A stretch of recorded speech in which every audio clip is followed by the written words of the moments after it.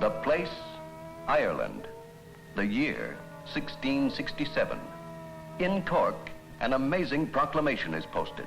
It shall be a criminal offense for more than 5 persons above the age of 16 years to gather for the purpose of religious worship, except within the bounds of an established church. Conviction and imprisonment shall be determined by magistrate without the benefit of jury. Without benefit of jury. How far can they go? What's happening? Doesn't Parliament realize how we feel? The Conventicle Act was one of the most unjust and rigidly enforced laws in English history. It settled upon the land like a chill night. Its enactment by the Cavalier Parliament of Charles II caused a feeling of discontent. And out of this discontent, resentment was born. From the first, it was inevitable that there would be some, in this Irish town of Cork, as well as in other parts of the British Isles, who would not and could not obey it. This is the true story of one such man. So this is the meeting place of the group called the Friends. Yes. Well, if there should be a raid tonight, and if these should be found here, thy entire future might be ruined. You must let me go out there with you tonight.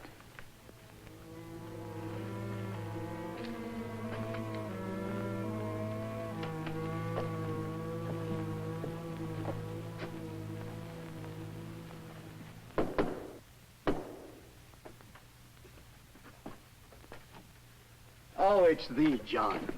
Come in. Most of the others haven't arrived yet, but... Oh, it's all right. This is my friend, William Penn. Please forgive us. Thou art welcome to this house. The honor, sir, believe me, is mine. I've been looking forward all week to seeing you again. Seeing me again? I've heard you preach before. When I was a child, you came to my father's home. I've never forgotten it. You stood up in the drawing room and you said, every man on this earth has certain rights.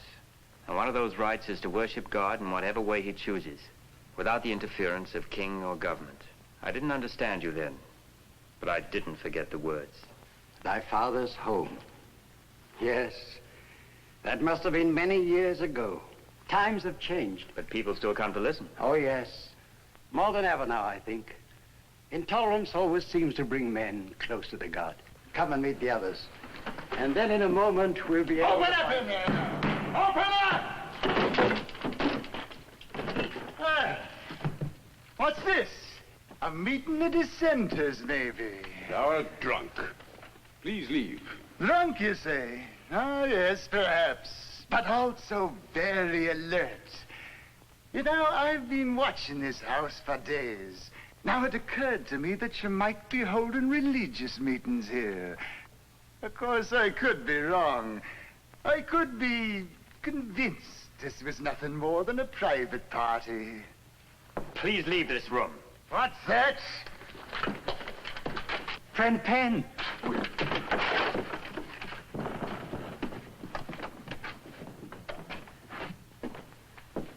We appreciate thy interest, but we are people who deplore violence. Does it ever really accomplish anything? It's all right, my son. Please gather up the lanterns and the Bibles as quickly as possible. I'm sorry, John.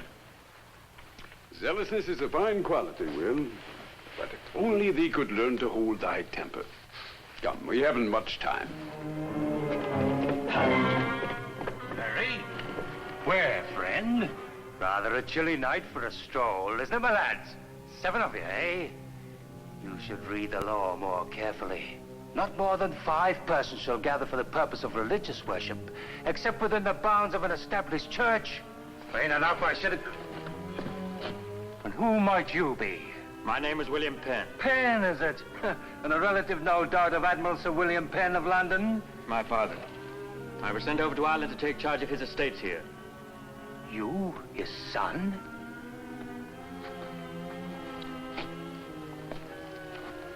Well, that alters the picture a little bit, doesn't it? Perhaps you were not aware, Mr. Penn, that this wasn't a legal meeting. You know, sir, you should be more careful of those with whom you associate. Now, supposing you run along home. No, I'll go where the others go. I've been most careful with whom I associate. All right. Rotten prison, then. For the rest of them. Come on. Come on, get along there. Come on, you two. Come on, get along.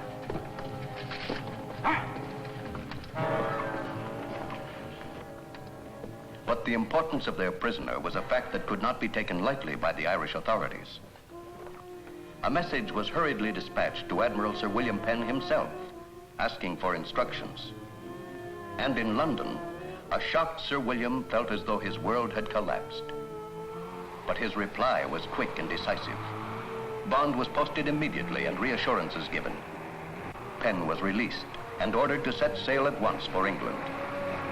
Asking his friend John Morley to accompany him for moral support, Penn hurried toward London and home.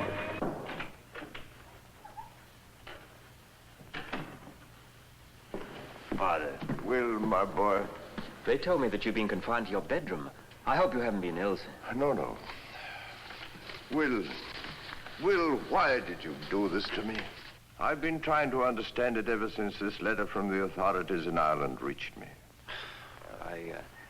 I cannot believe, sir, that there's wrong in seeking to worship God in one way rather than another. Nor can I. But then we're not discussing a matter of theology. We're discussing William Penn, my son, who has done a most foolish thing. Well, it seems to me, Father, that William Penn should have the right to decide that point. Will, you speak of rights. May I ask what rights you believe me to have? Well, the rights of every Englishman. And of every father who loves his son? Yes. Then allow me my rights. Allow me to desire for you a proud and splendid career. Wealth, prestige, comfort, happiness. But are you sure, sir, you know where my happiness lies? I know it does not lie in Newgate Prison or in the Tower.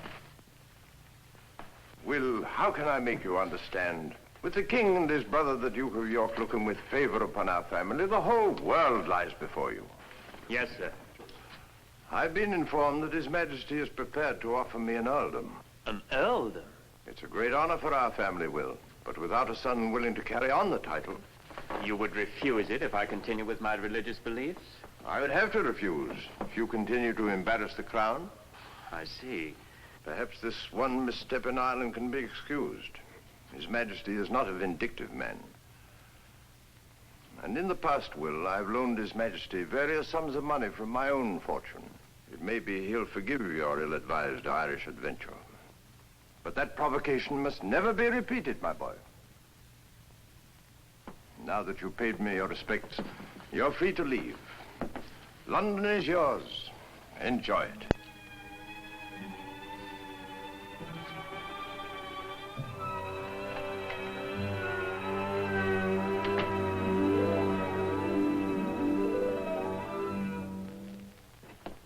Well, was it as bad as he expected? In many ways, it was worse. Remember, John, my father and I have always been very close. I understand. Well, I suppose I should be getting along. I must stop by the house of Isaac Pennington. Pennington? He's one of your greatest men, isn't he? I'd very much like to meet him myself. Will, come with me by all means if he wishes. On the other hand, if he doesn't wish... I do want to come, John. I can see no harm in meeting Isaac Pennington.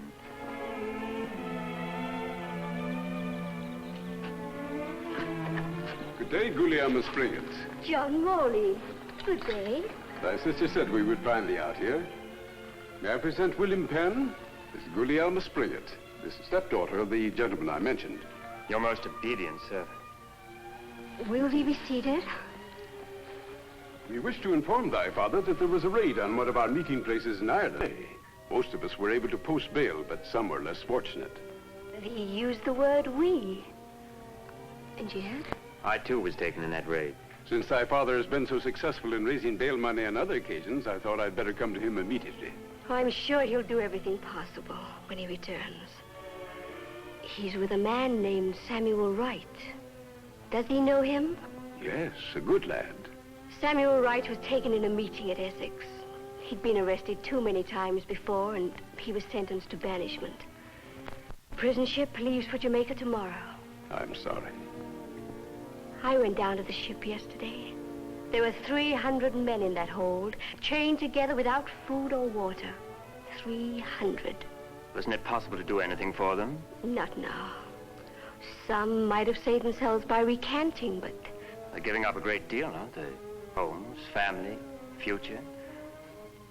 I don't think I would have blamed anyone in that position for recanting. Each of us has seen certain things, the inside of a prison, and the look of fear in the eyes of a man who is simply trying to worship God in his heart. Could we forget them knowing they existed? Could thee recant, William Penn? I believe I'll go for a walk. Will, what has happened between us? Ever since you returned from Ireland, I found it very difficult to talk to you. We never seem to spend much time with each other. No, I suppose not. Now, if you don't mind, Will, I want you to stay here this afternoon. A very important personage has consented to call on me. I consider it imperative that you should be here with me to greet him. What important personage, Father? Royal Highness the Duke of York. The Duke of York? Ah, Sir William. This is a very great honor, Your Highness. An honor, sir, that one old friend should visit another. I consider it rather a pleasure. Your Highness knows my son, I believe. Indeed I do. Though I haven't seen him at court recently. He's been away from England for some months, sir. Yes, I heard that he'd been away. Perhaps, sir, you would care for a glass of wine. Thank you, no. In Ireland, wasn't it? Yes, Your Highness. Your Highness, my son and I need your advice on a very important matter. Your call is most propitious. Father, Yes, Will? My advice, you say? And what is this important matter, Sir William? Sir, a short time ago, my son was involved in an extremely thoughtless action in Ireland. You may be familiar with the circumstances. It concerns certain nonconformist activities. The Friends movement, Your Highness. Go on, Sir William. He was misled, ill-advised. It occurred to us that this unfortunate lapse might injure his career unless... Unless, Sir William, everyone was made aware of his change of heart? Precisely, sir. It's utterly fantastic to assume that he should have aligned himself with these friends. Oh, I'm sure of that. And I understand your problem. Actually, I see no need for a public airing of this business. If you wish, I shall arrange an audience with the king tomorrow, and your son can make his personal apologies then. The matter will then be confined to court and cleared up there. Will that be satisfactory? Did you hear me, young man? I did. Well, then. Your Highness, I can assure you... Wait. I asked you a question, sir. I'm sorry, Your Highness. I cannot apologize. William, what did you say, sir? I have examined my conscience most carefully. I have done nothing either in the sight of God or man for which an apology is necessary. Rather, it is Parliament who should apologize to England. The charges are quite true. I am proud to be counted a friend. William, do you realize to whom you're speaking? I meant no offense to His Highness. Good day, Sir William. Do you realize what you've done, sir? Retract your words. No. You refuse. After everything I've told you. After everything I've... Go away. Leave me. At once. Father, I never want to see you again.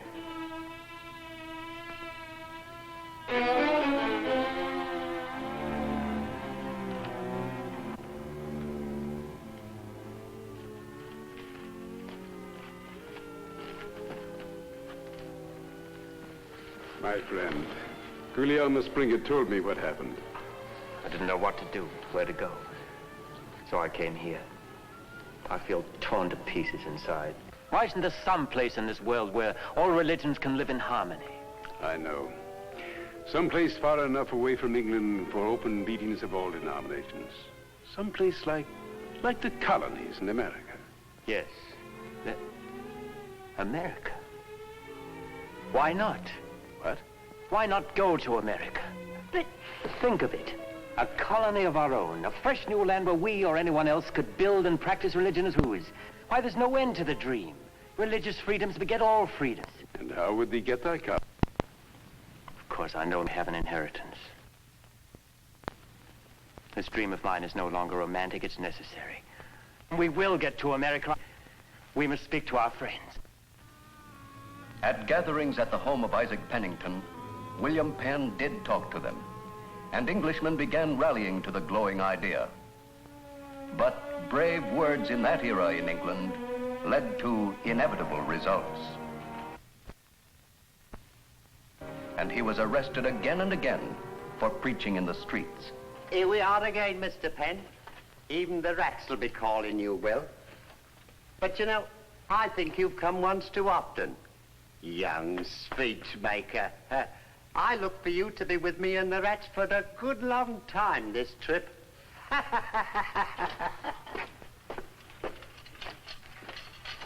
But Penn's faith was never to waver, and the rift with his father continued until the Admiral was close to death. What was that name of Will's friend? Morley, sir. Do you know where he lives? I could find him. I want you to bring me a pen and some paper. Yes, sir.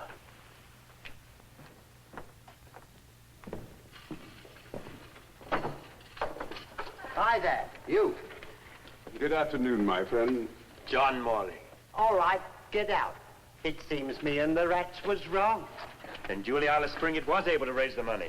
No, she wasn't. No? Then what? Thy father wants to see thee very badly.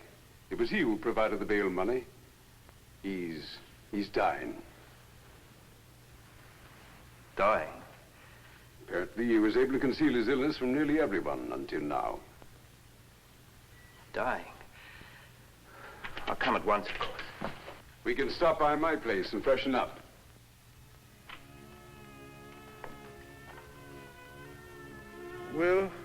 Will? Yes, Father. I've had your room prepared. You'll stay here. Of course, Father. And I'll try to get some rest. I have been resting. Resting and watching Watching, sir? for months. It took me a very long time to understand the difference between stubbornness and integrity. Father. There's one thing that I must know. You can believe that I honestly thought I was doing everything in your best interests. I've always believed that, sir. I wanted you to compromise. I thought that compromising would bring ease and happiness. But I was wrong, Will.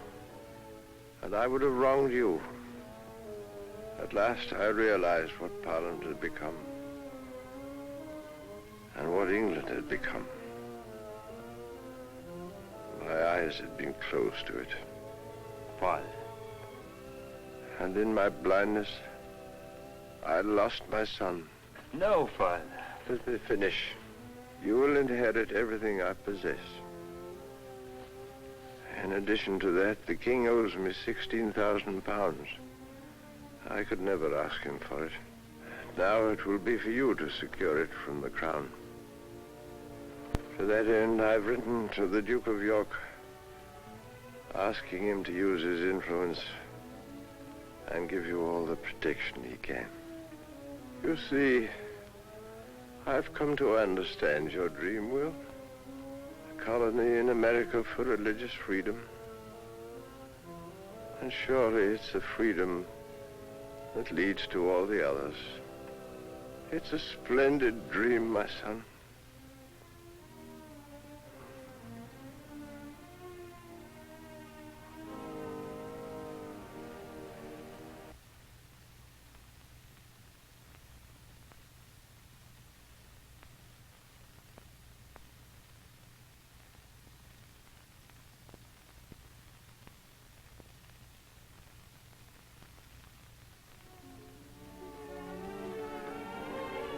It was to take many years of struggle until the dream became a reality.